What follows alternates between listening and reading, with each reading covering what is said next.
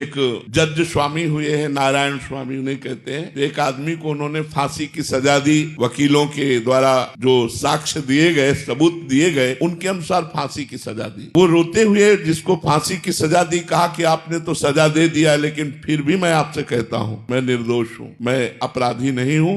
सजा तो आपने दे दी, लेकिन मैं फिर भी कहता हूँ मैं निर्दोष हूँ। और रो के बोला, उनका हृदय हिल गया। उन्होंने कहा अगर कोई परमात्मा है और सबके हृदय में है और ये रो के बोल रहा मैंने फांसी की सजा दे दी, तो मुझे संकेत मिलना चाहिए। अंदर से संकेत मिला या निर्दोष है, अंदर से एकदम शीतलता हुई आया निर्दोष है। तो उन्होंने कहा कि अपने निर्णय को मैं यही रोकता हूँ, कुछ तारीख और देखने के बाद सही निर्णय मैं दूंगा। मैं अपने निर्णय को यही स्थगित करता हूँ। नीचे की अदालतों से अपने आप वकीलों द्वारा, जो उसके वकील थे, वो साक्ष्य आ गए कि वो निर्दोष है और उसको मुक्त कर दिया। बस उन्होंने संन्यास ले लिया। उनको ऐसा वैराग्य हुआ कि वो हरिद्वार गए और वहां गुरु की खोज की। तो जिससे कहते मैं जज हूँ, सारी संपत्ति आपको दूंगा, मुझे दीक्षा दे दो, फौरन तैयार हो जाता। जो तैयार हो जाते तो कहते गंगा स्नान करके आता हूँ, दोबारा उनके पास नहीं जाते कि जो मेरे जज पद का सम्मान करता है, जो मेरी जज की प्राप्त की हुई संपत्ति का लोभ रखता है, मेरा गुरु हो ही नहीं सकता। अंत तो गत्वा उन्होंने